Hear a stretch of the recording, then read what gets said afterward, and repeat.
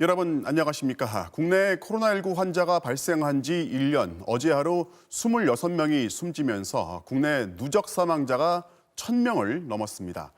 그런데 지난 한 달 동안에만 440여 명, 40% 넘게 숨졌고 절반 이상의 사망자가 이번 3차 유행 동안 발생했습니다. 우리가 넘고 있는 이 고비는 이렇게 충분히 잔혹한 겁니다. 신정현 기자가 보도합니다. 지난해 1월 20일 국내 첫 확진자가 나온 뒤 현재까지 코로나19로 모두 1,007명이 숨졌습니다. 누적 사망자가 500명을 넘기까지는 10달이 걸렸는데 그 2배인 1,000명을 넘는 데는 고작 46일밖에 걸리지 않았습니다. 수도권을 중심으로 한 3차 대유행이 본격화하면서 사망자가 집중되고 있는 겁니다. 신천지발 1차 유행, 사랑제일교회와 광복절 집회발 2차 유행 때 코로나19 사망자가 각각 100명대에 머물렀는데 3차 유행기인 11월과 12월에는 400명 넘게 숨졌습니다. 문제는 3차 유행기의 사망자 급증세가 갈수록 더 가팔라지고 있다는 점입니다. 누적 사망자가 500명에서 600명이 되는데 25일이 걸렸지만 최근엔 4, 5일마다 100명씩 추가되고 있습니다. 최근 요양병원과 요양시설, 노인복지센터 등에서 집단 감염이 속출하면서 고령 확진자가 급증한 영향으로 분석됩니다. 지난달에 불행하게도 요양기관과 요양병원에서 환자 발생이 다수 발생하였습니다. 거기에 계신 분들은 대부분 어르신들이시고 또 기초질환도 있으신 분들입니다. 최근 1년간 누적 사망자 1,007명을 분석해봐도 80대 이상이 56%, 70대 28%, 60대가 12%로 고령층이 대부분을 차지합니다. 나머지 4%는 50대가 32명, 40대 7명, 30대가 4명입니다. 또 전체 사망자의 96% 가까이 기저질환을 가지고 있었습니다. 치명률은 전체 평균이 1.55%지만 연령이 높아질수록 급격히 뛰어 70대 5.6%, 80대 이상은 7.16%로 나타났습니다. 누적된 고령 환자가 많아 당분간 사망자는 계속 증가할 것으로 방역당국은 예상하고 있습니다. MBC 뉴스 신정현입니다. 코로나19라는 바이러스에 끝내 숨진 이들은 여느 고인과 사뭇 다른 장례를 치릅니다. 3일장이나 5일장이 아니라 숨진 뒤 곧바로 24시간 이내에 화장을 하고 화장 시간도 비확진자가 다 끝나고 난 저녁 시간에 가능합니다. 쓸쓸한 고인과 그래서 더 가슴 아픈 유족들 박진주 기자가 취재했습니다. 오늘 오후 4시 국립중앙의료원 장례식장. 코로나19로 숨진 시신이 밀봉한 나무관에 실려 나와 화장장으로 향합니다. 시신은 방호복을 입은 의료진이 직접 음압병동 안에서 특수 처리된 비닐백으로 2차 밀봉까지 마친 뒤 운구해야 합니다. 혹시 모를 감염 확산을 막기 위해 수의도 안 입히고 염습도 하지 않습니다. 입고 있던 옷 그대로 시신을 담는 백이 있어요. 이중백에다가 모셔야 되는 거거든요. 감염 확산 방지를 위해서 수의 입히고 목욕시키고 이런 과정 연습이라고 그러는데 생략을 하게 돼 있어요. 정부는 지난해 2월 코로나19 환자가 사망하면 우선 화장부터 한 뒤 장례를 치르는 감염병 예방법률 장례 지침을 만들었습니다. 지난달 24일 코로나19로 할머니를 잃은 유가족 A씨. 요양병원에서 확진 판정 후 격리된 상태여서 임종조차 허락되지 않았고 돌아가신 뒤 화장에 동의해달라는 연락을 받았습니다. 할머니 마지막 얼굴이라도 볼 수 있냐 하니까 안 된다 하더라고요. 바로 들어가야 된다고. 할머니를 치워야지 옆에 사람한테 감염이 안 일어난다고. 교환대하실 할머니 단독으로 쓴 게 아니라. 3일장이나 5일장은 생각도 할 수 없고 대부분 숨진 지 하루 안에 국가 지정 화장시설로 옮겨져 화장에 들어갑니다. 화장 시간도 제한돼 있습니다. 일반 사망자들의 화장이 끝난 저녁에나 가능합니다. 감염 우려 때문에 일반 사망자의 유족들이 항의하는 경우가 적지 않기 때문입니다. 화장까지 다 한 다음에 이제 저희한테 유골함만 왔거든요. 일반인 다 하고 6시 이후에 봉고차 오셔가지고 멀리서 이렇게 화장장으로 가시는 것만 봤어요. 유가족들은 개인 보호장구를 착용해서라도 고인과 마지막 인사를 나눌 수 있길 원하지만 그럴 수 없는 게 가슴에 한으로 남습니다. 돌아가시기 전에 인종을 지킬 수 있게끔 좀 허락해 줬으면 좋겠어요. 돌아가신 것도 그렇게 돌아가시게 하고 할머니랑 마지막 대화 한번 나눠보지 못했다는 게 지난 1년 1,000명 넘는 코로나19 사망자들은 마지막 가는 길마저 이처럼 쓸쓸하고 외롭게 떠났습니다. MBC 뉴스 박진주입니다. 전염력이 강한 영국발 변이 바이러스에 감염된 사례가 국내에서 2건 더 확인됐습니다. 둘 다 영국에서 들어온 확진자인데 한 명은 이 변이 바이러스 감염이 먼저 확인된 일가족과 같은 비행기를 타고 들어왔습니다. 박윤수 기자가 보도합니다. 지난달 13일 오후 영국 런던에서 인천공항으로 입국한 30대 A씨. 입국 직후 자택에서 자가격리에 들어간 A씨는 다음 날 검사에서 코로나19 확진 판정을 받았습니다. 이후 영국발 바이러스가 문제가 되자 방역당국은 A씨의 검체를 추가로 분석했고 유전자 분석을 통해 영국발 변이 바이러스임을 확인했습니다. 이분으로 인한 추가 접촉자나 동반 입국자에 대한 부분은 현재는 존재하지 않는 것으로 현재 확인되고 있습니다. A씨는 앞서 변이 바이러스가 확인된 경기도 고양시 80대 노인 일가족 3명과 같은 항공편으로 입국했습니다. 이 때문에 방역당국은 A씨가 기내에서 감염됐을 가능성도 배제하지 않고 있습니다. 다만 A씨가 입국 직후 검사에서 확진 판정을 받은 점으로 미뤄 기내에서 감염됐을 가능성은 낮게 보고 있습니다. 기내 전파의 가능성을 완전히 배제할 수는 없습니다만은 일반적으로 기내 전파는 다른 공간보다는 좀 전파가 적게 일어나는 편입니다. 방역당국은 같은 비행기를 탔던 승객과 승무원 74명 중 고양시 일가족과 접촉한 17명은 모두 음성이 나왔다면서도 혹시 모를 추가 감염에 대비해 관찰을 계속하고 있습니다. 또 다른 변이 바이러스 감염 사례도 확인됐습니다. 지난달 20일 영국에서 입국한 20대 남성은 입국 당시 음성이었지만 자가격리 도중 증상이 나타났고 지난달 29일 변이 바이러스로 확진됐습니다. 이분은 가족 접촉자가 있으셔서 가족에 대한 검사 실시한 결과 음성이 확인되었습니다. 방역당국은 지금까지 영국발 11건, 남아공발 1건 등 모두 12건의 변이 바이러스 감염 사례가 확인됐지만 이들로 인한 지역사회 전파는 없었다고 밝혔습니다. MBC 뉴스 박윤수입니다. 오늘 추가 확진자는 700명대로 어제보다 300명 이상 줄었습니다. 어제는 급증하더니 오늘은 급락했다면 내일은 또 어떻게 될지 장담할 수 없습니다. 일부 지표에서 감소 추세의 신호가 읽히지만 언제든 폭증할 수 있는 위험 요소는 더 많습니다. 김하연 기자가 보도합니다. 오늘 코로나19 신규 확진자 수는 715명. 이 중 해외 유입을 제외한 국내 지역 확진자 수는 672명.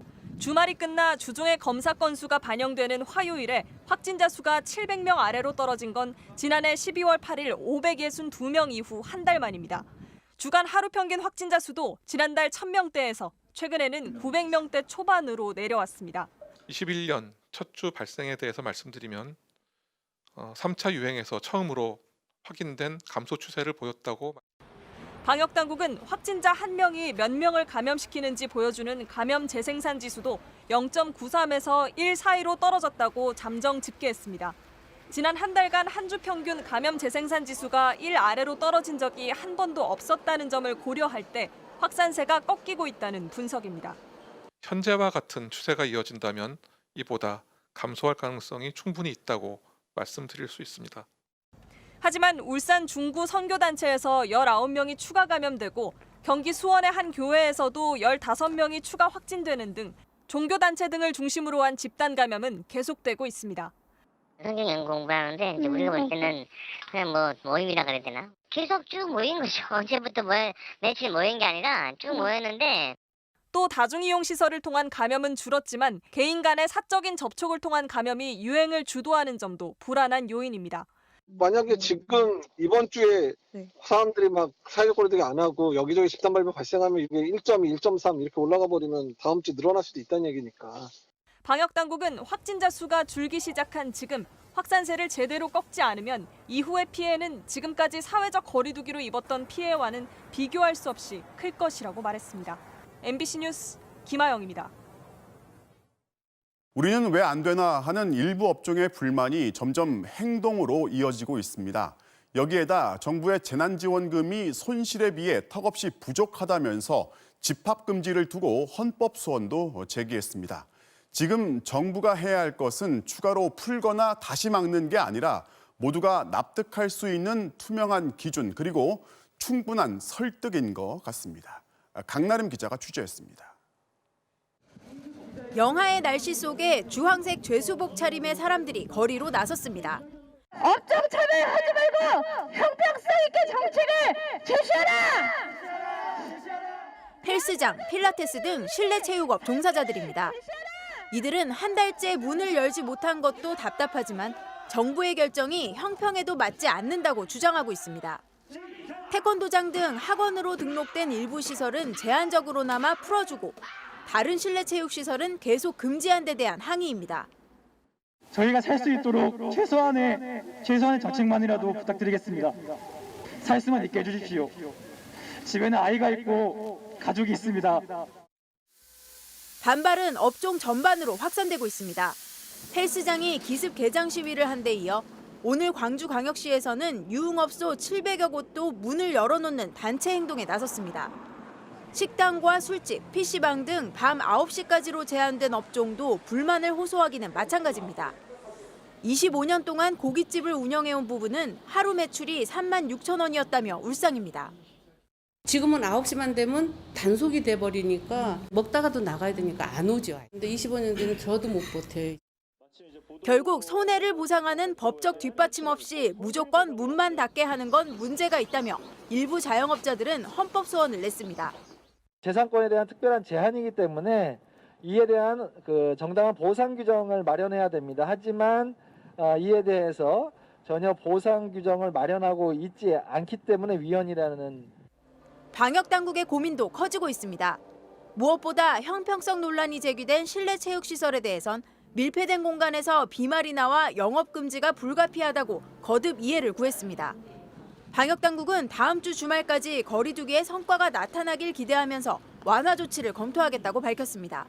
MBC 뉴스 강나림입니다. 중동 바닷길의 관문인 호르무즈 해협에서 우리나라 선박이 이란 혁명군에 납포됐습니다. 배에는 한국인 선원 5명을 포함해서 20명이 타고 있는 것으로 알려졌는데 정부는 인근에 있던 청해 부대를 현지로 급파했습니다. 먼저 서혜연 기자가 취재했습니다. 헬기의 엄호를 받는 무장 경비정들이 선박을 둘러싸며 바짝 접근합니다. 이어 군인들이 배에 올라탔고 한국 국적 선박 한국 케미호는 이란 해역으로 들어갔습니다. 우리 시간으로 어제 오후 3시 30분쯤 아랍에미리트로 향하던 화학물질 운반선 케미호가 이란 혁명 수비대에 납포됐습니다. 호르무즈 해협 공해상이었습니다. 저쪽에서 약간 이제 겁을 준 것 같아요. 이제 총에다 이제 총 내면서 가서 조사를 받아야 된다. 아마 핸드폰 발견하고 뺏어 간 것 같습니다. 이란 방송은 케미호가 해양 환경 규제를 반복적으로 위반했다며 납포 이유를 설명했습니다. 하지만 선박 관리회사는 케미호가 석 달 전 전체 수리를 마쳤고 해양 오염 조사를 이유로 납포를 하진 않는다고 반박했습니다. 정부는 인근 해역에서 작전 중이던 청해부대 최영함을 호르무즈 해협으로 급파해 상황을 주시하고 있습니다. 외교부는 주한 이란 대사를 불러 선원들의 억류 해제를 요구하고 빠른 시일 내에 실무 대표단을 이란 현지로 보내기로 했습니다. 최정군 차관의 방문은 물론이고 이번에 급파하는 지역국장 등 실무대표단, 현지 외교 채널 등 여러 가지 노력을 총동원해서 이 문제가 최대한 조기에 해결될 수 있도록. 외교부를 방문한 주한 이란 대사는 한국 선박의 납포를 기술적 문제였다면서 한국인 5명을 포함한 선원 20명은 모두 안전하다고 밝혔습니다.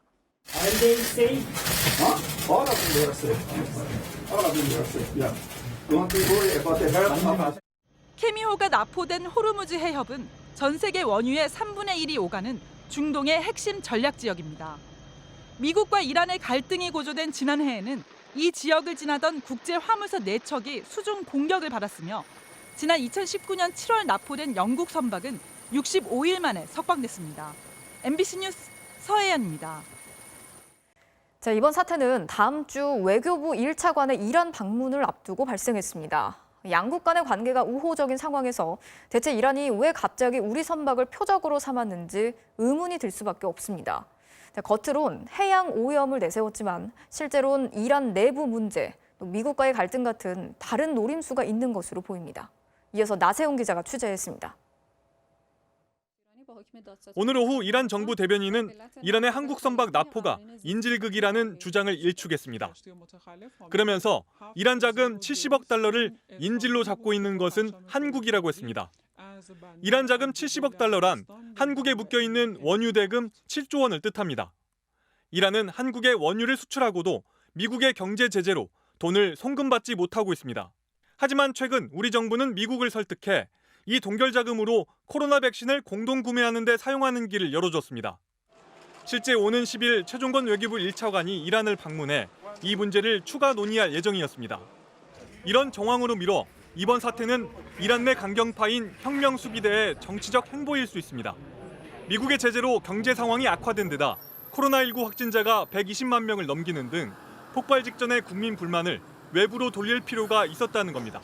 6월 이란 대통령 선거를 앞두고 이란 혁명수비대가 존재감을 드러낼 필요가 있었다고 선을 넘지 않되 통제된 도발을 통해서 자기들이 영향력을 행사하는 모습을 보이고 싶었을 겁니다. 이란은 한국 선박을 납포한 날 동시에 우라늄 농축 농도를 미국과 합의했던 3.67% 제한을 깨고 20%까지 높이겠다고 선언했습니다. 한국보다는 미국을 겨냥해 감행했다는 분석이 설득력을 얻는 이유입니다. 바이든 새 행정부가 트럼프 대통령이 파기한 이란 핵협정 복귀를 공약한 만큼 사전 기싸움으로도 볼 수 있습니다. 좀 더 큰 그림으로 이란과 미국 간의 관계, 즉 앞으로 다시 열릴 이런 이란 핵합의 복원 협상 테이블에서 이란 강경파가 좀 더 주도권을 잡기 위해서 보인 이런 돌발 행동이 아닐까. 특히 나포 시기가 미군 공습으로 숨진 이란 군부 2인자 솔레이마니의 사망 1주기에 맞물린 만큼 미국과 한국을 포함한 동맹국들에 대한 경고 메시지를 겸한 것으로도 해석됩니다. 미국 국무부가 즉시 억류 해제를 요구하며 이란을 비난한 것도 이를 뒷받침하는 대목입니다. MBC 뉴스 나세웅입니다. 입양된 지 10달 만에 생을 마감한 정인이 사건. 충격적인 학대를 저지른 양부모에 대한 사회적인 공분이 커지고 있는 가운데 저희 MBC가 정인이 사건의 수사 기록을 입수했습니다.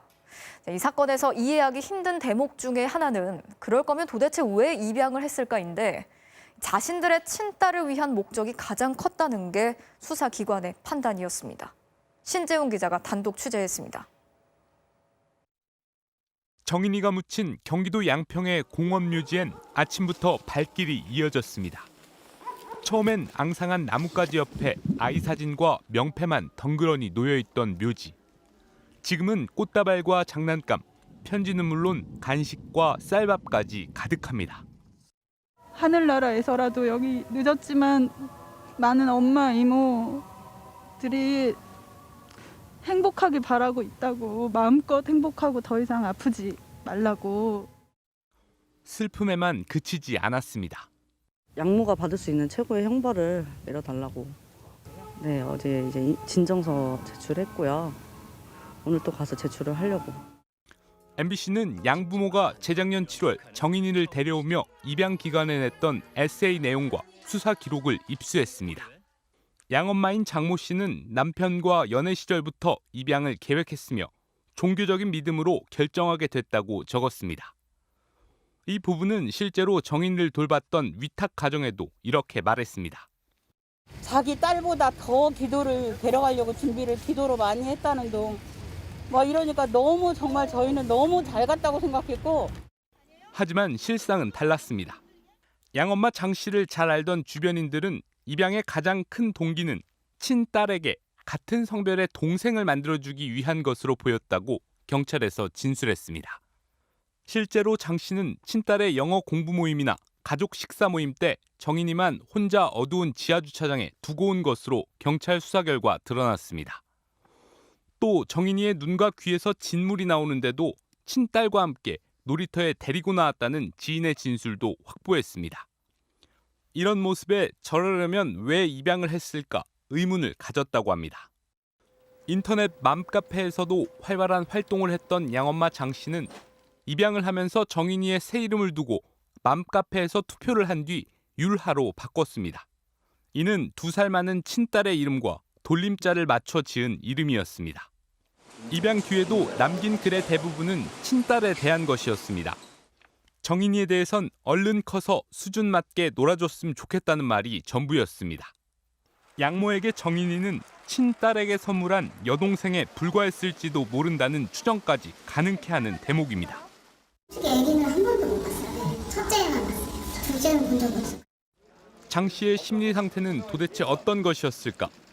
장 씨는 주변에 정의안부터 걱정이라고 하고 남편에게도 우리가 입양을 너무 쉽게 했다. 이러다 죄받을까 무섭다라고 말한 것으로 조사됐습니다. 반면 친구에게 보낸 메시지에선 유라가 진상이라 참으린 100만 번 색이다 화병 나고 있다. 어떤 방법으로 풀어야 할지 찾는 중이라고 적었습니다. 화병을 푼 방법은 결국 가혹한 학대였습니다. 깊숙한 곳에 있는 장기인데 그게 절단이 될 정도였다면 그냥 단순 사고로 보기는 어렵다라는 판단이 듭니다. 수사기관은 이런 정황들을 토대로 장 씨가 입양을 결정한 이유를 이렇게 정리했습니다. 장 씨가 친딸의 성장 과정에서 정서적인 유대관계를 길러주기 위해 터울이 적은 여자아이를 입양하기로 마음먹었다. 그런데 막상 입양을 하고 보니 쉽게 정이 가지 않자 육아 과정에서 스트레스를 받게 됐고 결국 학대하고 방임하게 됐다는 겁니다. 입양 전 환하게 웃던 정인이는 입양 후 팔과 다리가 멍으로 얼룩졌습니다. 숨지기 열흘 전 아마도 억지로 카메라 앞에 나왔을 TV 방송에서는 깡 마르고 검게 변한 얼굴에 미소를 잃어버린 얼굴이었습니다. MBC 뉴스 신재용입니다. 자, 이렇게 정인이 사건에 대한 국민적인 공분이 커지자 국회가 뒤늦게 아동학대 범죄를 막기 위한 법안들을 심사하기로 했습니다. 국회가 부모의 학대로부터 아동을 보호하는 법안 처리에 뒷짐을 지고 있는 사이 아동학대는 끊이지 않고 있죠. 어린이들에게 표가 있었더라도 이랬을지 되묻지 않을 수 없습니다. 보도에 최경재 기자입니다. 16개월 아이의 사망으로 달아오른 분노 여론에 정치권도 고개를 숙일 수밖에 없었습니다. 아동학대 사건이 계속되고 있어서 국민들께 송구하다는 말씀을 드립니다. 정말 뭐라고 말씀드려야 할지 모르겠습니다. 국회 법사위는 21대 국회 개원 이후 제출된 아동학대 방지법안 40여 개를 이제서야 제대로 심사하기로 했습니다. 대표적인 게 자녀 체벌 금지를 명문화하는 민법 개정안. 작년 6월 양모가 9살 아이를 여행용 가방에 가둬 숨지게 한 사건 등 아동학대 사건이 잇따른 뒤 발의된 법안인데 여태껏 상임위에 계류돼 있었습니다. 아동학대 피해가 2차례 이상 확인되면 반드시 보호시설에 인도하도록 한 법안도 발의 5개월 만에야 본격 심사될 전망입니다. 법사위 소위에서 7일까지는 논의를 마무리해서 이번 임시국회 때 통과시킬 수 있도록 하겠습니다. 하루 새 정인이 이름을 붙인 법안도 쏟아져 나왔는데 확인해보니 이미 발의된 법안과 비슷한 게 적지 않았습니다. 민주당 노웅래 의원은 아동학대치사 처벌 수위를 징역 10년으로 높이고 가해자 신상을 공개하는 법안을 내놨지만 지난해 같은 당 신동근, 전용기 의원이 발의한 내용과 거의 똑같습니다. 20대 국회에선 아동 관련 법안 258개 중 166개가 임기 만료로 폐기되기도 했습니다. 아이들에게 투표권이 있었다면 발의만으로 끝났겠습니까?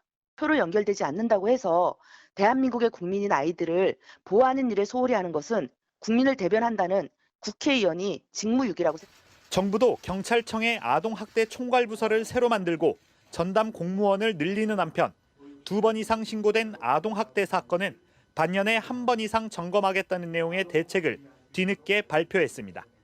MBC 뉴스 최경재입니다. 양육비를 주지 않는 이른바 나쁜 아빠, 나쁜 엄마, 그 피해자들이 신상 공개를 하다 보니 소송을 당하기도 하는데요. 이제 정부가 직접 이 나쁜 아빠, 나쁜 엄마의 이름과 나이, 주소를 온라인에 공개합니다. 또 출국 금지에다 형사처벌까지 할 수 있습니다. 조희영 기자가 취재했습니다.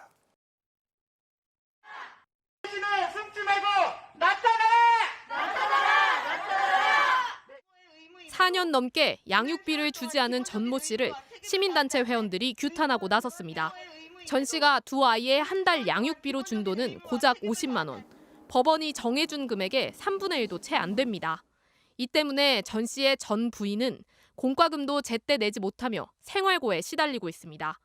엄마들은 학원도 보내주고 싶죠. 먹는 것도 정말 다 해주고 싶죠. 입히는 것도 다 해주고 싶죠. 지난 2015년 여성가족부가 양육비 이행관리원을 설립해 양육비 이행을 지원하고 있지만 이행률은 30%대에 머물고 있고 한부모 가정의 80%는 아직도 양육비를 받지 못하고 있습니다. 심지어 양육비 지급을 요구한 피해자가 폭행을 당하는 상황도 있었습니다. 6주 이상 진료를 받았었고 그때 기부수도 하고 뇌진탕 때문에 굉장히 좀 오랜 시간 좀 힘들어했었어요. 양육비를 안 줘도 별다른 처벌이 없었기 때문인데 오는 7월부터는 달라집니다. 기존에는 양육비를 주지 않는 부모에 대해 법원이 일정 기간 유치장에 가두는 감치 명령만 내렸는데 이제는 감치 명령 이후에도 양육비를 주지 않을 경우 신상을 공개하고 운전면허를 정지시키고 출국 금지도 할 수 있게 됩니다. 또 양육비가 1년 이상 밀리면 1년 이하의 징역 등 형사처벌도 가능해집니다. 부양 의무를 하지 않는 경우에는 형사로 기소될 수 있는 범죄다. 국가에서도 보장을 해주고 그만큼 엄중하게 다루겠다라고 하는 것들이니까 큰 의미가 있다고 생각을 하고 있고요. 다만 처벌의 전제가 되는 감치 명령의 경우 주소지를 허위로 신고하거나 주소지에 살지 않으면 집행이 어렵다는 점은 한계로 지적됩니다. MBC 뉴스 조희영입니다. 정부가 내일부터 3차 재난지원금 안내 문자를 발송합니다. 다음 주 월요일부터는 지급을 시작할 계획인데요. 김민찬 기자가 그 일정을 설명해 드립니다. 내일부터 특수 형태의 근로자와 프리랜서 등을 대상으로 3차 지원금 안내 문자가 발송됩니다. 지난 1차와 2차 긴급 고용 안정 지원금을 받은 적이 있는 65만 명이 대상입니다. 문자를 받은 사람은 곧바로 온라인으로 지원금 신청을 할 수 있습니다. 정부는 오는 11일부터 지급을 시작해 설 연휴 전까지 50만 원씩을 지급합니다. 이번에 처음 지원 대상이 된 5만 명은 자격 심사 등을 거쳐 2월 중에 100만 원을 받을 수 있습니다. 코로나로 피해를 본 소상공인도 오는 11일부터 지원금 신청이 가능합니다. 재난지원금을 받은 적이 있는 250만 명은 별도의 증빙 서류 없이 온라인 신청만으로 지원금을 받을 수 있지만 신규 대상자 30만 명은 선별 작업 등을 거쳐 3월에야 받을 수 있습니다. 정부는 또 방문 돌봄 종사자와 법인 택시 기사에게 주는 지원금 50만 원은 2월 중으로 지급을 완료한다는 계획입니다. 이와 함께 종합소득 금액이 1억 원 이하인 이른바 착한 임대인에 대해선 임대료 인하액의 70%까지 세액을 공제하기로 했습니다. MBC 뉴스 김민찬입니다. 정부가 이렇게 다음 주부터는 3차 재난지원금을 지급할 계획인데 어찌된 게 작년 10월에 신청한 2차 재난지원금을 아직도 받지 못한 이들이 3만 명이 넘는다고 합니다. 결국 서류 준비하고 심사하는 데 그만큼 시간이 걸린다는 건데요. 이유경 기자가 취재했습니다. 화물차를 운전하며 새벽엔 학교에, 낮엔 식당에 식자재를 배송하던 소모 씨. 하지만 지난해 2월부터 코로나19 확산으로 온라인 수업이 진행되면서 급식용 식자재 납품이 중단되고 벌이가 뚝 끊겼습니다. 2019년 학교 급식 수익 금액은 월 160만 원 정도 됐는데 2020년 상반기는 많아봐야 7만 원, 3월달, 4월달, 5월달, 6월달 같은 경우는 0원. 매출이 급감하자 소 씨는 동료인 오 씨와 함께 소상공인진흥공단이 지급하는 재난지원금을 신청했습니다. 동료 오 씨는 지원금을 받았지만 소 씨는 거부됐습니다. 같은 업체에서 같은 일을 하면서 똑같이 매출이 줄었지만 한 명은 재난지원금 지급 대상이고 다른 한 명은 아니라고 거절된 겁니다. 소 씨는 공단 측에 이를 물었지만 묵묵부답이었습니다. 이게 하루 종일 뭐 일주일 내내 계속 이렇게만 나와요. 연락 받지도 않고 주지도 않고 그냥 모르겠다고만 하니까 그런 거 보니까 좀 답답하고 그렇습니다. 반면 재난지원금 지급 대상자로 결정됐지만 해가 지나서도 지원금을 받지 못한 경우도 적지 않았습니다. 최유엘 씨는 경기도 오산에서 운영하는 태권도장이 집합 금지 업종으로 지정돼 200만 원을 받을 예정이었습니다. 하지만 실제로는 절반인 100만 원만 입금됐습니다. 전산 오류가 있어서 추석 이후에 추후로도 지급을 해드리겠습니다. 10월경에도 연락을 했더니 은행에다 연락을 해봐라. 해 지나갈 때까지 계속 3개월 넘게 계속 못 받고 있는 거예요. 최 씨처럼 작년에 재난지원금을 신청했지만 아직까지 못 받은 사례는 약 3만 건. 이에 대해 중소벤처기업부는 지원금 지급 대상자를 선별하는 과정에서 시간이 지체됐다고 설명했습니다. 지자체마다 지정한 집합금지 업종이 다르고 피해를 입증하는 자료 제출 과정이 복잡하기 때문입니다. 집합금지나 영업제한 이런 업체들은 자치단체에서 조사를 해서 우리한테 주긴 하는데 빠뜨릴 수 있잖아요. 중기부는 2차 재난지원금 지급도 끝나지 않은 상황에서 내일부터 3차 지원금 신청을 받을 예정입니다. MBC 뉴스 유경입니다. 네, 포스코 광양제철소는 작년에 오염물질 배출로 조업정지 열흘이라는 행정처분을 받았습니다. 하지만 오염물질을 줄인다는 조건으로 당국이 조업정지를 면제해주면서 논란과 의심을 불러왔습니다. 1년이 지난 지금 그 약속이라도 잘 지키고 있는지 확인해 봤더니 달라진 건 없어 보이고 당국도 여전히 봐주기 의심을 사고 있습니다. 조희원 기자가 취재했습니다. 최근 MBC가 제보받은 포스코 광양제철소의 고로 꼭대기에 달린 안전밸브 영상입니다. 브리더라고 불리는 이 밸브가 열린 상태인데 환경단체들은 이곳을 통해 오염물질이 많이 포함된 고로 내부에 잔존가스가 배출되고 있다고 우려하고 있습니다. 작년에도 적발됐었는데 여전히 오염물질을 계속 뿜어내고 있다는 겁니다. 전혀 개선됐다라고 보고 있지 않아요.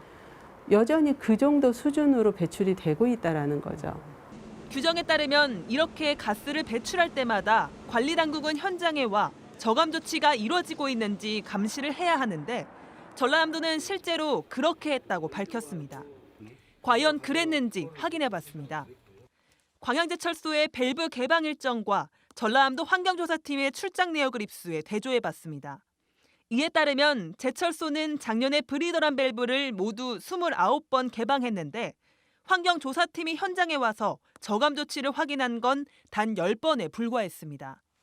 그런데 원본 서류를 추가로 입수해 살펴보니 제철소 측이 당국에 먼저 보고도 하지 않고 밸브를 개방한 건 14건이 더 있었습니다. 당국의 감시도 받지 않은 채 무려 33번이나 잔존가스를 배출한 건데 제철소 측은 화재나 폭발 등이 우려되는 돌발 상황 때문에 그렇게 했다고 해명했습니다.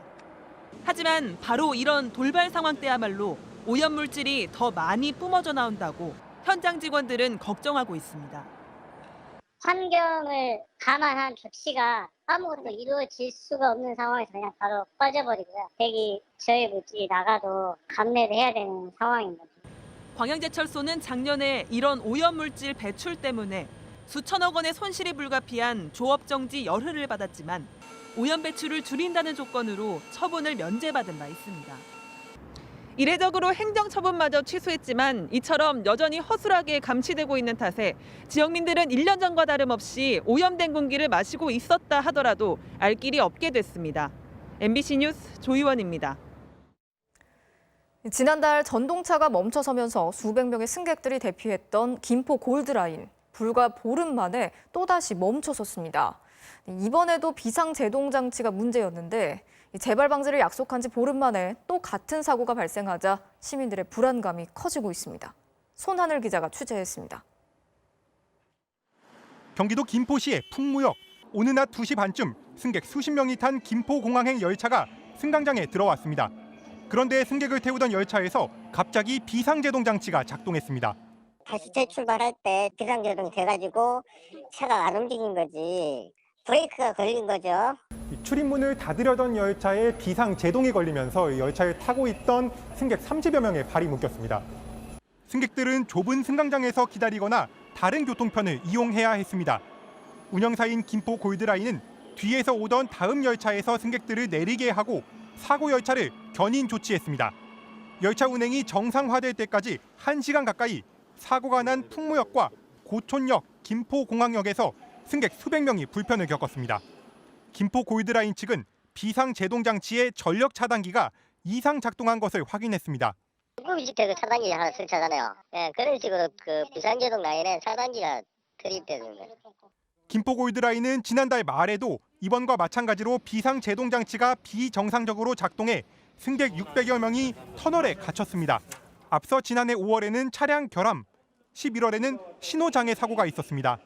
당시 운영사는 물론 김포시장까지 나서 재발 방지를 약속했지만 불과 보름 만에 같은 사고가 또 일어났습니다.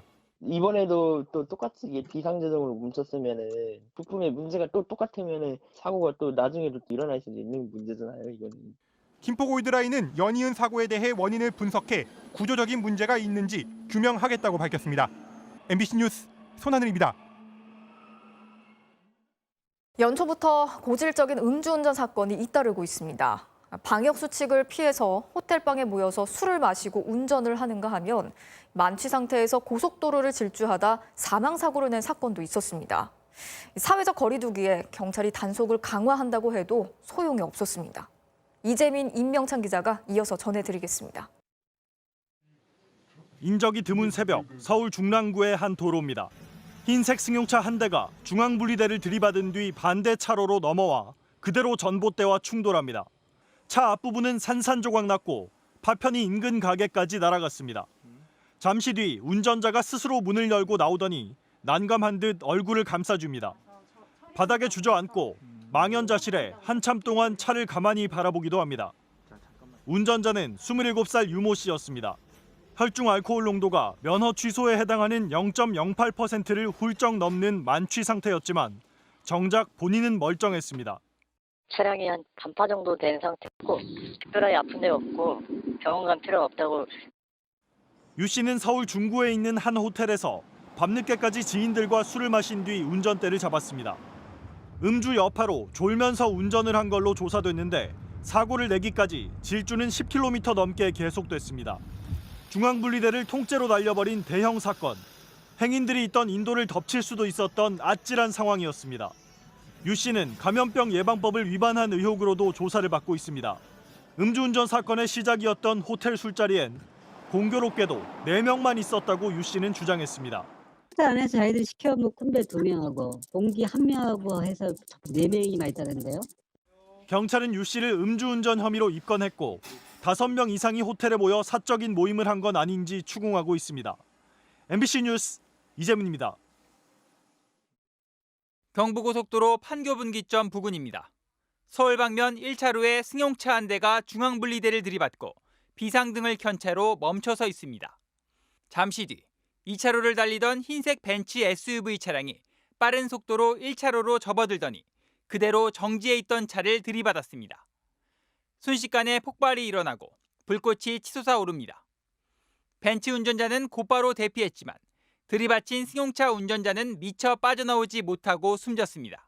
상체 부분이 조수석적으로 약간 넘어가 있는 상황이시긴 하셨거든요. 그 상태로 이제 솟아되셔서 뒤에서 들이받은 벤츠 차량 운전자 41살 유모 씨의 혈중 알코올 농도는 0.115%, 면허 취소 수준을 훌쩍 넘긴 만취 상태였습니다. 벤츠 운전자분 본인 말로는 뭐 90km 속도였다고는 하시는데 술에 취하셨던 거니까 운전 중에 갑자기 차선 이제 변경을 하려고 했는데 차가 멈춰 있는 걸 보고 받았다라고 이렇게 얘기를 하셨거든요. 경찰 조사 결과 유 씨는 서울에서 3시간 넘게 술을 마신 뒤 운전을 하고 충남 지역까지 갔다가 다시 서울 방면으로 오던 중이었습니다. 술에 취한 채 운전한 거리는 적어도 120km. 운전자는 과거에도 음주운전으로 벌금형을 받은 전력이 있었습니다. 피해자인 30대 초반의 여성은 대전에서 지인을 만난 뒤 서울 집으로 돌아가던 중이었습니다. 1차 사고가 난 직후 피할 틈도 없이 가해 차량의 돌진에 희생됐습니다. 한 1, 2분 정도 걸렸다고 그러더라고요. 사고 나고 나서 얼마 안 돼서 바로 그렇게 난 거예요. 경찰은 가해자 유 씨에게 무기징역까지 가능한 특가법상 위험운전 치사 혐의, 이른바 윤창호법을 적용해 구속영장을 신청하기로 했습니다. MBC 뉴스 임명찬입니다. 자, 이처럼 음주운전은 자기 자신뿐 아니라 다른 사람의 소중한 생명과 행복까지 앗아갈 수 있는 중대한 범죄라는 사실을 모르는 사람은 아마 없을 겁니다. 새해 첫날 밤 만취 차량에 치여 숨진 20대 여성 소식을 전해드린 바 있는데 한 푼 두 푼 모은 돈으로 창업을 앞두고 있던 소박한 청춘이었습니다. 이렇게 꽃다운 청춘의 꿈이 만취 운전자의 음주운전으로 힘없이 꺾이고 말았습니다. 보도에 이다현 기자입니다. 빠른 속도로 달리던 흰색 SUV 차량이 갑자기 중앙선을 넘어가더니 반대편에 멈춰서 있던 승용차를 그대로 들이받습니다. 신호 대기 중이던 차량 2대가 순식간에 튕겨나갔고 그중 한 대에 타고 있던 27살 정모 씨가 목숨을 잃었습니다. 너무 놀래가지고 이게 다 꿈인 거거든. 꿈도 아니고 이거 현실도 아니고 힘이 들어서.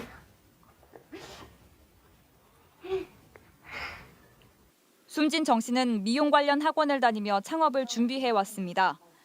굳은 일도 마다하지 않고 몇 년 동안 돈을 모아 드디어 지난 연말 가게 임대 계약을 마쳤고 사고 다음 날은 잔금을 치르고 본격적인 새 출발을 하는 날이었습니다. 엄마 나 빨리 가게 하고 싶어. 그냥 꿈에 부풀어 있으니까 하려고 마음 먹었던 거니까 빨리 하고 싶어가지고. 그래서 열심히 저도 그렇게 열심히 하더라고요. 가게 이름은 뭐로 할지, 가격은 얼마 정도 받으면 좋을지. 개업 날만 손꼽아 기다리던 동생은 청천벽력 같은 음주운전 사고로 끝내 가게 문을 열지 못하게 됐습니다. 핸들이랑 펴놓은 것도 있고, 그러니까 자기 나름대로 거기 뭐 구상을 하고 있었던 것 같아요. 가격은 얼마를 받고 어떻게 하고. 그래서 보니까 거기 간판 이름도 다 적어놨거든요. 사고 당시 만취 상태였던 가해 운전자는 자신도 가슴 부위를 다쳐 입원한 상태고 아직 경찰 조사도 받지 않았습니다. 윤창법이 있다고 해도 처음에는 괜찮았는데 지금은 옛날하고 비슷하잖아요. 처벌이 너무 약한 것 같아요. 경찰은 운전자가 퇴원하는 대로 윤창호법을 적용해 구속영장을 신청하기로 했습니다. MBC 뉴스 이다현입니다. 울산에서 라텍스 원료를 싣고 가던 트럭의 컨테이너가 쓰러지면서 도로 일대가 이렇게 흰 액체로 뒤덮였습니다. 갑자기 튀어나온 개를 피하려다 발생한 일인데 다행히 인명피해는 없었지만 하마터면 대형 사고로 이어질 뻔했습니다. 김문희 기자가 취재했습니다. 울산 석유화학단지에서 신항부두로 이어지는 왕복 6차선 도로. 정체 모를 흰색 액체가 도로를 뒤덮었습니다. 마치 제설 작업을 하듯이 넉 가래로 쓸어 담고 한편에서는 펌프를 동원해 액체를 빨아들입니다. 출근 시간대인 오늘 오전 9시쯤 이곳을 지나던 트레일러 차량에서 25톤 컨테이너가 떨어졌습니다. 차량에 실려있던 액체가 쏟아지면서 도로 일대가 흥건하게 고였습니다. 이 액체는 침대 매트리스나 고무장갑 등을 만들 때 사용되는 라텍스의 원료인데 컨테이너 안에 실려있던 20톤 대부분이 새어나왔습니다. 여기에서 컨테이너 넘어가 쭉 이거 왔는 기라 이걸 이었습니다.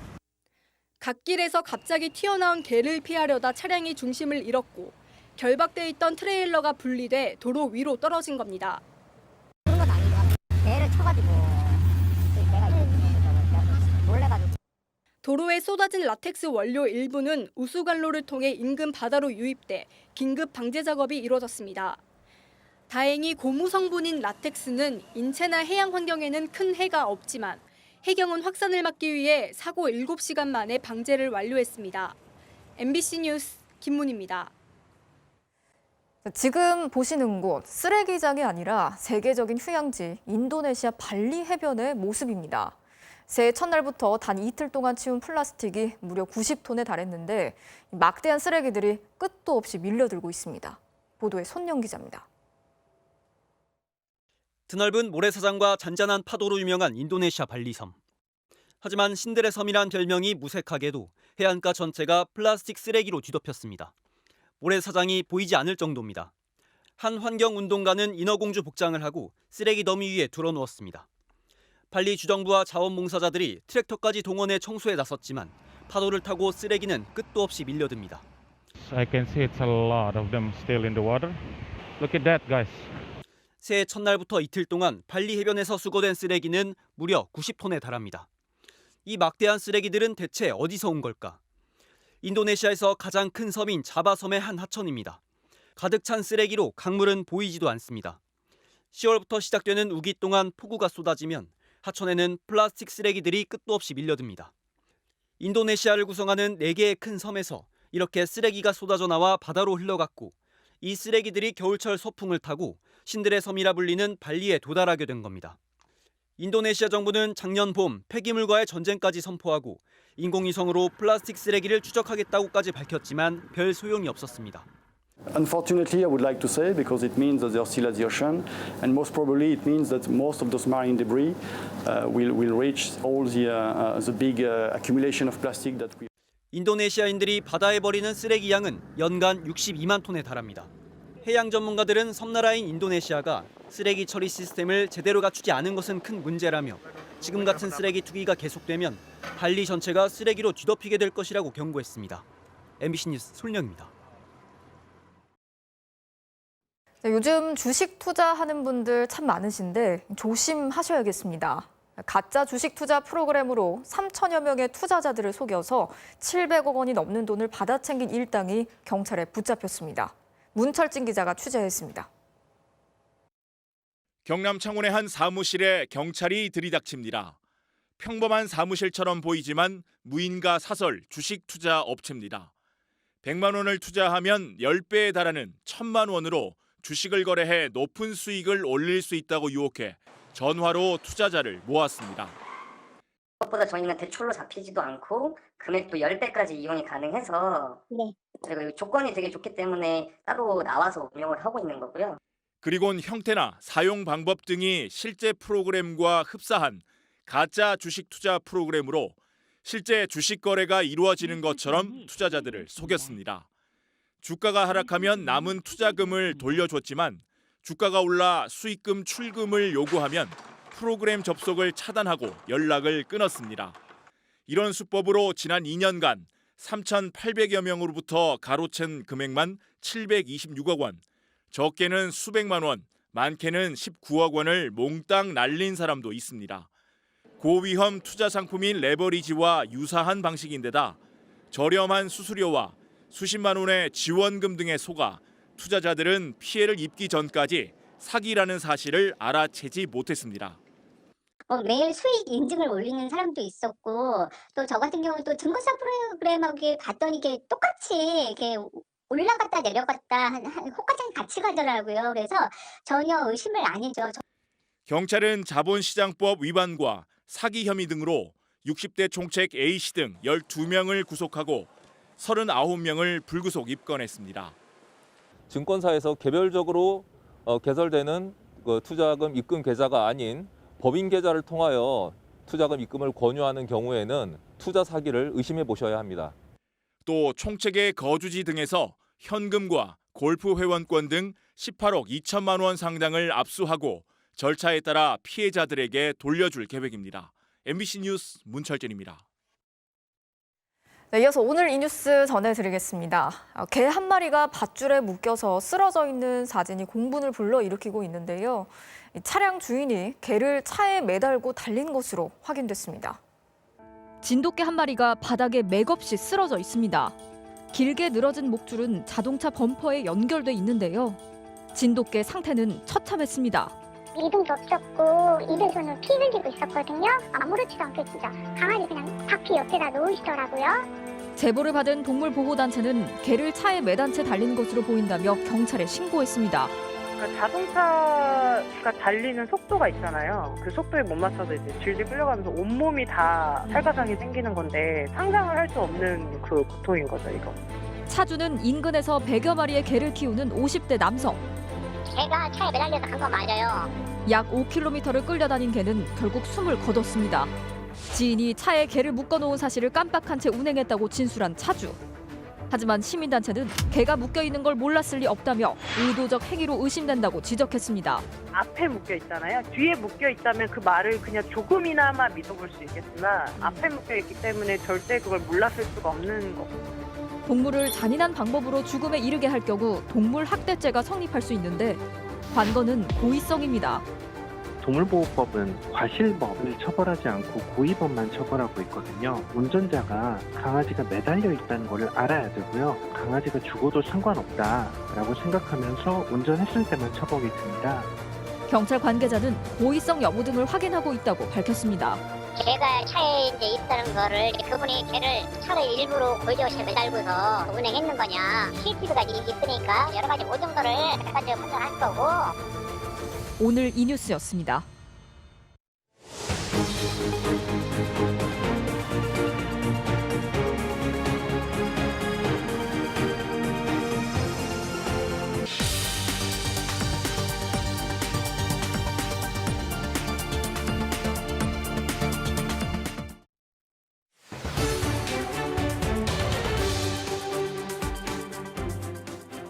네, 이재명 경기지사가 정부와 국회를 향해서 확장 재정, 즉 나라 곳간을 더 열라는 메시지를 다시 한번 던졌습니다.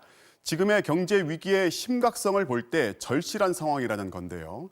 확장 재정에 대한 정부의 입장은 무엇이고 여야는 입장이 어떻게 다른지 짚어보겠습니다. 먼저 임명현 기자입니다. 이재명 경기지사가 국회의원 전원과 홍남기 경제부총리에게 보낸 3,500자 분량의 편지입니다. 코로나19로 침체된 경기를 회복시킬 수 있는 가장 효과적인 방법이 확장 재정 정책이라면서 전 국민 재난지원금 지급을 주장했습니다. 형식은 시한을 정한 지역화폐, 규모는 1차 재난지원금을 넘어서야 한다면서 그렇게 해도 재정적으로 아무런 문제가 없을 거라고 강조했습니다.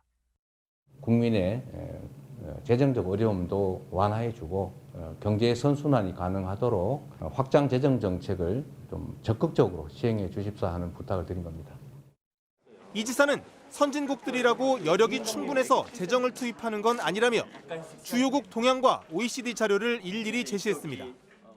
주요 선진국의 GDP 대비 일반 재정 수지 적자 규모를 봤더니 영국 16.7%, 미국 15.4% 등 주요 국가 대부분이 10%를 넘었는데 우리는 4.2%에 그쳤다는 겁니다.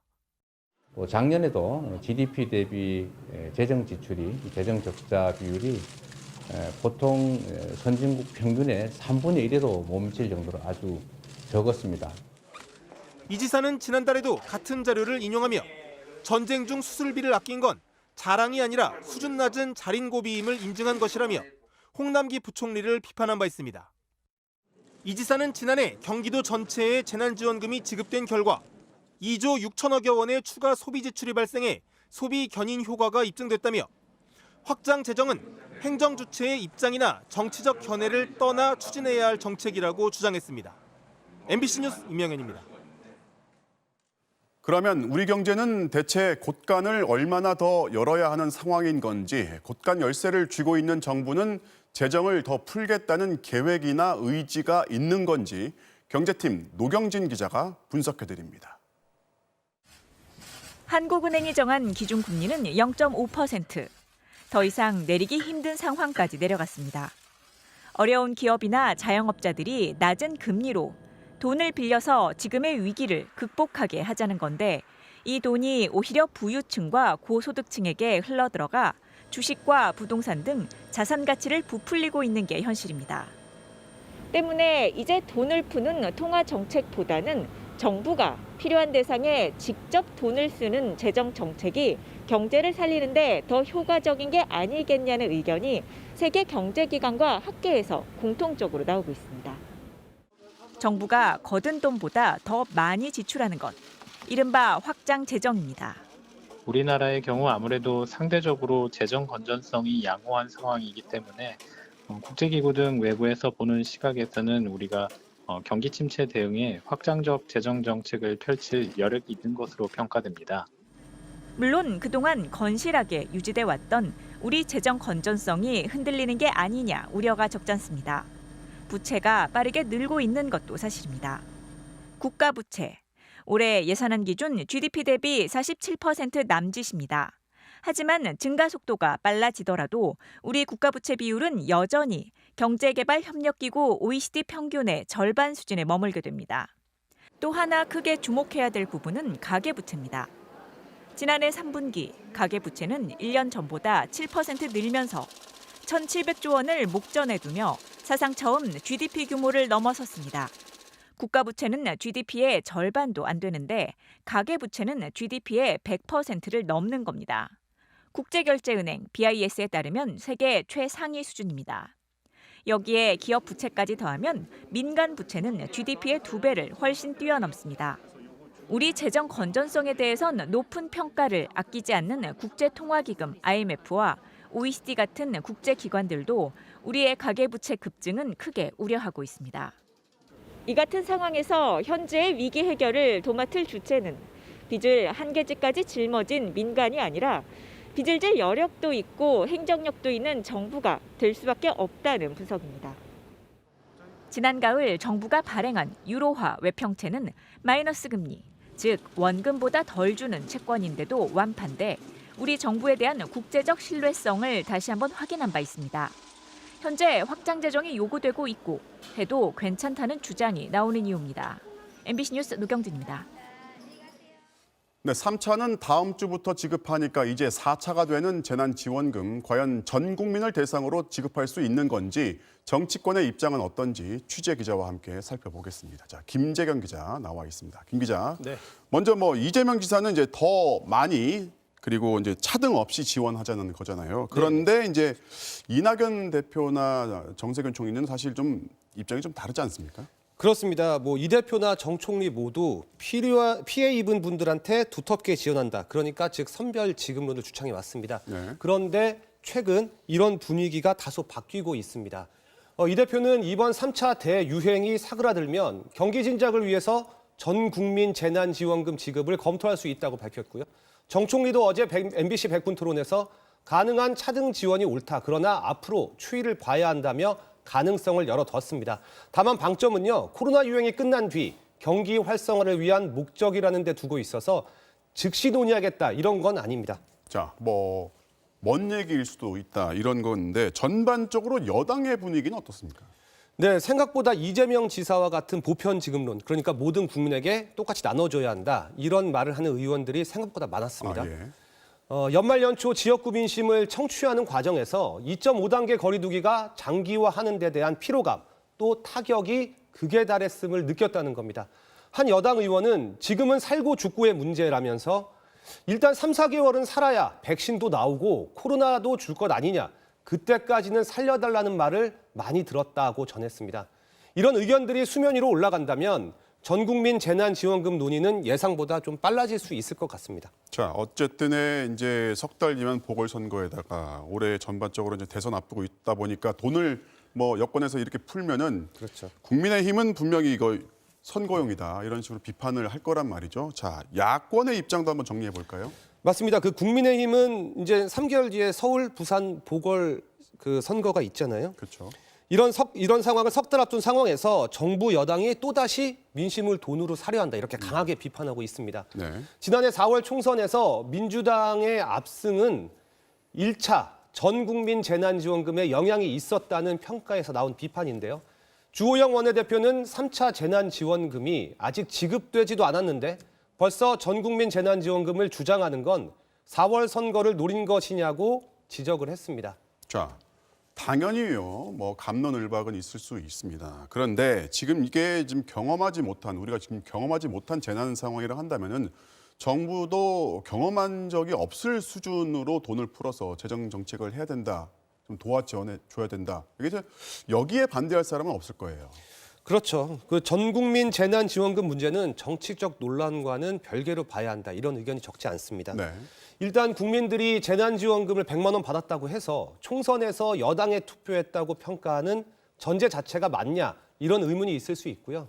무엇보다 실제로 OECD나 IMF 같은 국제기구들이 심각한 위기 상황에서 금리를 낮춰서 시중의 통화량을 늘리는 통화정책보다는 필요한 사람에게 지원금이나 수당 명목으로 돈을 직접 쥐어주는 재정정책의 중요성을 주문하고 있는 이 상황을 좀 더 진지하게 받아들일 필요가 있어 보입니다. 잘 들었습니다. 지금까지 정치팀 김재경 기자였습니다. 네, 남양유업 창업주의 손녀 황하나 씨가 집행유예 기간 중 마약을 다시 투약했다는 의혹과 이를 입증해줄 음성 파일 그리고 여기에 등장한 두 남성의 납득하기 힘든 극단적 선택에 대해서 어제 보도해드렸습니다. 황 씨의 마약 투약과 판매 의혹을 둘러싸고 몇 년 전부터 수상스러운 일들이 하나둘이 아닌데요. 경찰은 이번에 다시 구속영장을 신청할 계획입니다. 오늘도 고은상 기자가 단독 취재 이어갑니다. 경찰은 압수수색을 통해 황하나 씨의 DNA가 검출된 마약 투약용 주사기 여러 개를 확보한 것으로 알려졌습니다. 수사가 시작된 이후 황 씨는 병원을 찾아갔고 현재 인천의 한 약물 중독 치료 전문 병원에 입원 중입니다. 황하나 씨의 이번 마약 의혹 사건에는 적어도 3명이 연루돼 있습니다. 재작년 7월 집행유예로 풀려난 황 씨는 지난해 8월경부터 29살 오모 씨를 만나 교제했고 오 씨의 오랜 친구였던 남 씨도 알게 돼 자주 어울렸습니다. 우리 수원에서 했을 때 있지. 맞아. 내가 너한테 그랬어. 야 이거 북한산이야? 그래서 내가 2015년에 했던 뽕인 거야. 경찰은 이 대화에 등장하는 지난 8월 중순경 경기도 수원에서의 투약 외에도 수차례 마약 범죄가 더 있었던 정황을 포착한 것으로 확인됐습니다. MBC가 추가로 확보한 음성 녹취, 또 다른 마약 투약 경험에 대해 은어를 써가며 거침없이 대화를 나눕니다. 우리 그때 가지고 있던 이제 플라스틱이라고 플라스틱. 뽕이 아니야 내가 봤을 때. 뽕 아니야 그거. 뽕 아니야 개야 마지막했던 거. 진짜 최악이었어 내 인생. 지난해 9월부터 황하나 씨와 함께 경찰 수사를 받았던 연인 오모 씨는 숨지기 전 진실을 밝히겠다면서 지인에게 여러 차례 심경을 털어놨습니다. 오빠는 황하나 솔직하게 그냥 딱 들어가서 나는 황하나랑 같이 투약했습니다. 그리고 경찰서도 알아 같이 투약한 거. 말이 되냐 몰래뽕. 몰래뽕 한 적 없습니다. 뽕지는 예요. 끝이야. 아웃. 수사 초기 자신이 황하나 씨가 잠잘 때 몰래 필로폰을 주사했다고 진술했었던 오 씨는 지난해 12월 22일 실제로 경찰에서 이 같은 취지로 말을 바꿨습니다. 그리고 이틀 뒤 생을 마감했습니다. 경찰은 오 씨의 사망에 타살 가능성은 없어 보이지만 현재 휴대전화 디지털 증거 분석 작업을 진행 중이라고 밝혔습니다. 황하나 씨에 대해선 혐의가 입증되는 대로 구속영장을 신청할 계획이라고 밝혔습니다. MBC 뉴스 고은상입니다. 자, 임시국회 마지막 날인 이번 주 금요일에 여야가 중대재해기업처벌법을 처리하기로 가닥을 잡았습니다. 하지만 여야의 합의를 전제로 하고 있고 합의를 하더라도 후퇴한 법안에 대한 정의당의 반발이 예상되고 있어서 막판까지 진통이 클 것으로 보입니다. 배주환 기자가 취재했습니다. 여야 원내대표는 오는 8일 이번 임시국회 마지막 본회의를 열기로 하고 중대재해기업처벌법을 처리하기로 했습니다. 단 여야 합의가 전제였습니다. 주요 민생 법안 중에서 여야가 합의한 법안을 1월 8일 오후 2시에 본회의를 열어서 처리하기로 했습니다. 사흘 안에 중대재해법 내용에 합의해야 한다는 겁니다. 이를 위한 법사위 법안 소위가 열렸는데 여야는 우선 처벌에 대한 합의에 접근했습니다. 기존 정부안은 사망사고 발생 시 사업주나 경영 책임자에게 징역 2년 이상 징역을 내리는 거였는데 1년 이상으로 낮췄습니다. 또 벌금은 5천만 원 이상 10억 원 이하에서 하한선을 없애기로 했습니다. 처벌이 다소 약해진 건데 대신 징역과 벌금을 함께 선고할 수 있도록 했습니다. 억울한 케이스가 발생하지 않도록 그러나 또 그만큼의 또 산재 피해자분들의 또 보호는 두텁게 할 수 있는 방향으로 해서 정의당 의원들은 회의장 앞을 내내 지키며 중대재해법 처리를 압박했습니다. 23일간 단식 농성을 하다 건강 악화로 중단했던 강은미 원내대표도 국회로 복귀했습니다. 정의당은 처벌 규정이 약화됐고 대기업에 대해 매출액의 10분의 1까지 벌금을 가중할 수 있게 한 조항이 빠진 것은 대기업 봐주기라고 비판했습니다. 지금 25일을 넘기고 있는 우리 유가족들이 이러다가 제대로 안 되는 거 아니야 하고 몹시 불안해하고 있습니다. 늦어도 내일까지 논의를 마무리하겠다는 법사위의 계획대로라면 임시국회 내 처리는 가능합니다. 하지만 민주당과 국민의힘이 합의하더라도 정의당과 농성 중인 유족들이 합의안을 수용할지가 또 다른 변수로 작용할 전망입니다. MBC 뉴스 배주환입니다.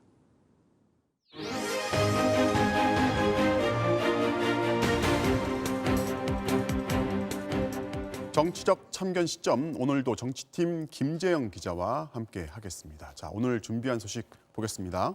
네. 여소야대 시장 후보 빅텐트 승부수도인데, 자, 보궐선거 이제 석 달 정도 남았는데 여야 사정이 좀 다르다는 얘기 같습니다. 네, 한쪽은 지원자가 넘쳐나서 고심이고 다른 한쪽은 선뜻 나서는 후보자가 부족해 고민입니다. 네. 국민의힘은 오늘도 후보자가 추가됐는데요. 바빠진 후보들 행보 영상으로 보시겠습니다. 네. 무상급식을 놓고 갑론을박하던 시대의 조연들과 함께 시계 바늘을 거꾸로 돌릴 여유가 서울 시민에겐 없습니다. 71년생 오신환이 서울의 게임 체인저가 되겠습니다.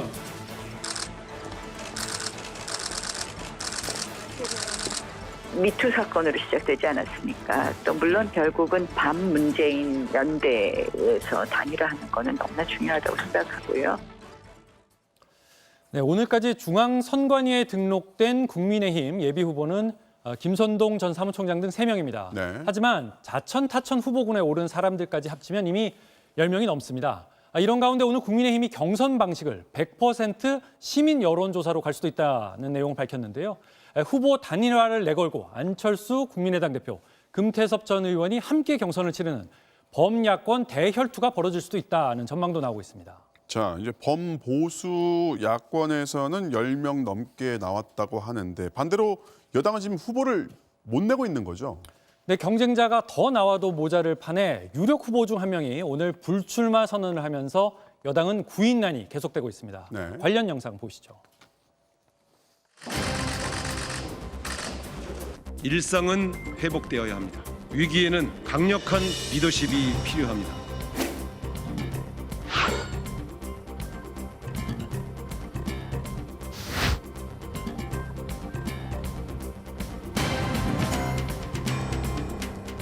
진지하고 신중하게 생각할 시간을 좀 주셨으면 좋겠습니다. 이제 이 어려운 시대에 이제 과연 올바른 길이 무엇인지 인도해 주십사 기도하고 있습니다. 서울 시민의 마음을 보듬고 위로해 줄 수 있는 푸근한 사람, 그런 사람이 필요하지 않을까. 자, 정리를 하면은 지금 기준으로는 이제 여당은 이제 우상호 의원하고 박영선 장관 그 양자 대결로 가는 분위기죠. 지난달 출마 선언을 한 우상호 의원도 아직 선관위 예비 후보 등록을 하지 않은 상황입니다. 네. 그렇다 보니까 한때 김동연 전 경제부총리 차출설이 돌기도 했는데 네. 오늘 민주당 성기단에서 제3후보 논의는 없다며 선을 그었습니다. 서울은 그렇고요. 자, 부산시장 후보 상황도 볼까요? 네, 부산도 서울처럼 후보의 여소야대인 상황은 비슷합니다. 다만 일찌감치 예비 후보 등록을 마친 후보들이 정책 대결을 벌이고 있는데요. 관련 영상 보시죠. 네. 부산 지역에서는 대기업을 유치해서 좋은 일자리를 좀 만들어 달라. 제대로 할 말하고 할 일하는 시장이 되겠습니다.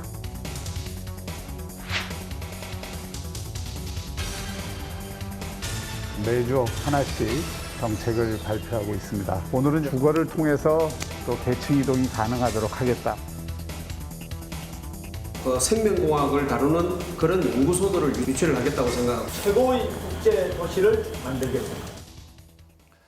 자, 부산은 예비 후보 등록을 마친 국민의힘 후보만도 벌써 8명입니다. 네. 가덕도 신공항, 또 최근 뛰는 집값, 코로나로 인한 관광마비에 따른 경제난 등 지역 현안이 부쩍 늘어나는 곳이기도 합니다. 하지만 서울에 비해 인지도나 관심도가 상대적으로 떨어지는 측면도 있다 보니까 이색 홍보전에 열을 올리고 있는데요. 네. 선거 3달 전부터, 그러니까 내일 모레 7일부터는 광고물 출연이나 출판 기념회 같은 것도 금지되거든요.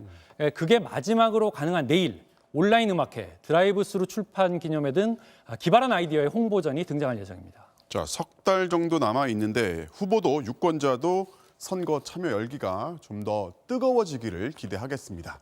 오늘은 여기까지 듣겠습니다. 지금까지 김재영 기자였습니다.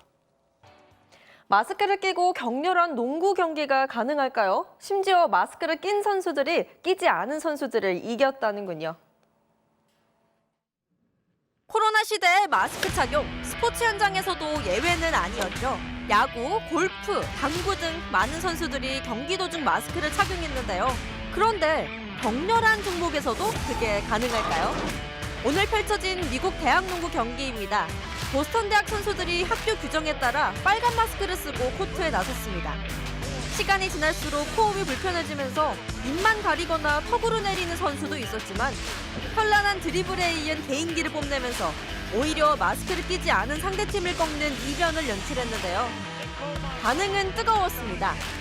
호흡곤란으로 선수들에게 좋지 않다, 땀이 배출돼 코로나19 예방 효과가 없다는 의견과 익숙해지면 괜찮다, 안전을 위해 필요한 조치다라는 의견이 팽팽히 맞섰습니다. 지난달엔 온두라스 축구대표팀 출신 공격수가 가족의 안전을 위해 나홀로 마스크를 쓰고 뛰어 화제가 되기도 했는데요. 끊임없이 뛰어야 하는 종목에선 여전히 낯선 마스크 착용. 하지만 코로나가 쉽게 사그라들지 않는다면 스포츠의 풍경도 어떻게 바뀔지 모르겠네요. 올 시즌 첫 프로당구 투어 결승전에서 당구장 사장님 매치가 펼쳐졌는데요. 우이동 사장님 서현민 선수가 생애 첫 우승컵을 들어올렸습니다. 내로라 하는 선수들을 모두 물리치고 당구장 사장님들이 결승에서 격돌했습니다. 의외로 결승전은 일방적이었는데요. 서현민 선수가 1세트부터 7연속 득점으로 기세를 올리더니 2세트엔 기막힌 횡단샷을 선보이며 무려 9연속 득점에 성공합니다. 서삼일 선수도 4세트에서 연속 뱅크샷으로 힘을 내봤지만 서현민 선수 흔들리지 않아요. 마지막 2샷을 성공시키며 결국 4대0 승리. 무릎을 꿇고 포효한 서현민 선수는 화상 응원을 펼친 10살, 7살 두 딸과 함께 첫 우승의 기쁨을 만끽했습니다. 프로 선수 가운데 유일하게 지난 시즌 7개 대회 모두 32강에 진출했지만 한 번도 8강 문턱을 넘지 못했었는데 10번째 도전만에 기쁨의 눈물을 흘렸습니다. 특히 지난해 8월 대출을 받아서 서울 우이동의 당구장을 개업했지만 코로나19 직격탄을 맞은 터라 우승 상금 1억 원이 더 절실했다는 겁니다. 조그맣게 연습장 겸 해서 클럽을 운영하고 있는데 요즘 코로나로 이제 영업을 못하다 보니까 거기에 좀 보탬이 되지 않을까 싶습니다. 무명 돌풍의 준우승 서삼일 선수 역시 서울 기름동에서 당구장을 운영하는데요. 한 달 이상 장사를 못해서 할 일이 없어서 연습을 하게 돼버렸네요. 연습을 진짜 많이 했어요. 연습량은 늘었다지만 마음 한구석이 짠해지네요. 시련 속에서도 꿈을 놓지 않은 당구장 사장님들의 도전기. 많은 분들에게 힘이 됐으면 좋겠네요. 포르투갈 축구에서 나온 오버헤드킥 어시스트 보시죠? 골이었다면 더 멋있었겠죠? 화요밤 스포츠 뉴스였습니다.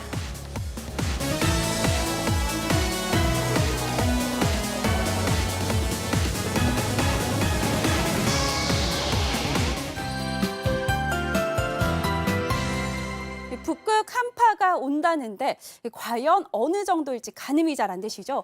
그래서 이렇게 영상을 준비했습니다. 자, 얼음이 둥둥 떠다니는 이곳은 어디일까요? 바로 3년 전 1월 하순의 한강입니다. 영하 15도 안팎의 맹추위가 4, 5일간 이어지면서 한강부터 강화도까지 유빙이 빙하처럼 들어차 있고요. 이 얼음 덩어리 때문에 유람선이나 선박 운항이 어려울 정도였습니다. 이와 비슷한 규모의 북극 냉기가 지금 한반도로 쏟아지고 있는 겁니다. 내일 서울의 예상 최저 기온을 보실까요? 당장 내일 아침은 영하 11도, 금요일에는 영하 17도까지 뚝 떨어지겠고요. 최대 고비는 목요일부터 토요일, 사흘간입니다. 눈 소식도 더해지는데요. 내일 퇴근길 무렵 수도권부터 눈이 시작돼 모레 새벽까지 많은 지역에서 내립니다. 수도권에도 1에서 5cm의 적지 않은 눈이 오겠고요. 특히 서해안 지방에서는 바다에서 눈구름을 계속 발달시켜 주말까지도 폭설이 이어집니다. 제주 산간에 최고 50cm가 쏟아지겠습니다. 보시다시피 이번 한파의 최대 고비는 넘긴다 한들 다음 주에도 영하 10도 안팎의 강추위는 계속됩니다. 날씨였습니다. 네, 1월 5일 뉴스데스크 마치겠습니다. 오늘도 함께해 주신 여러분 고맙습니다.